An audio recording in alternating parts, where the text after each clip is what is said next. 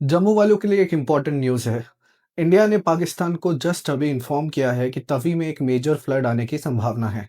ये आज तक हिस्ट्री में हमने कभी नहीं सुना है कि तवी में एक मेजर फ्लड आने की संभावना के लिए हमने पाकिस्तान जो हमारी नेबरिंग कंट्री है उसको इन्फॉर्म किया है।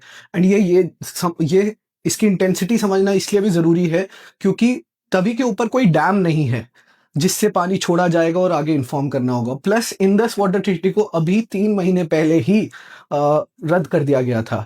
फिर भी अगर इंफॉर्मेशन दी गई है कि तवी में आगे फ्लड आ सकता है, तो इसका मतलब ये है कि हम सब इस टाइम पे खतरे में हैं।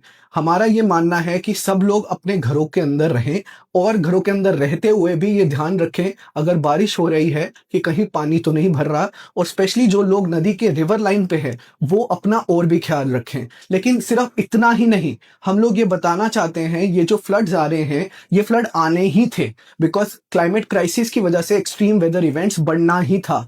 लेकिन अब इनकी इंटेंसिटी और वर्स हो जाएगी क्योंकि हमारे तवी पे रिवर फ्रंट डेवलपमेंट जैसे प्रोजेक्ट लगाए गए हैं जिससे नदी की चौड़ाई 50 मीटर एक तरफ से और 50 मीटर दूसरी तरफ से छोटी की गई है। इसका साफ मतलब यह है कि हमारा तवी का प्रेशर बढ़ेगा बिकॉज सरफेस एरिया को घटाया है, और ये 7वीं क्लास की साइंस है कि pressure is indirectly proportional to surface area.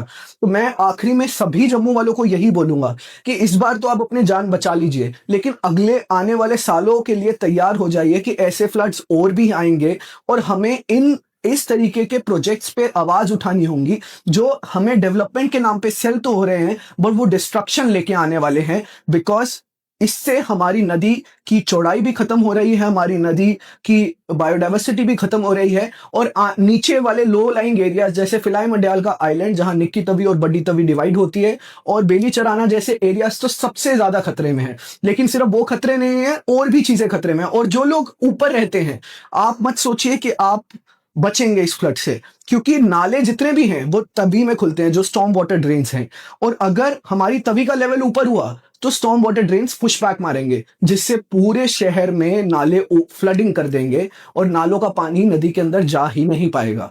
मैं सभी को चेतावनी देना चाहूंगा कि अगले 2 दिन वो ध्यान रखें अपना, लेकिन साथ ही साथ इस तरीके के प्रोजेक्ट्स के ऊपर वो सवाल उठाएं, वो बातचीत करें। हम लोग इन चीजों से अब अपना मुंह नहीं मोड़ सकते। हम लोगों को समझना होगा कि हमारे परिवार की और हमारे प्यारे लोगों की, हमारे हमारे आसपास के लोगों की, हमारी कम्युनिटी की जान खतरे में है।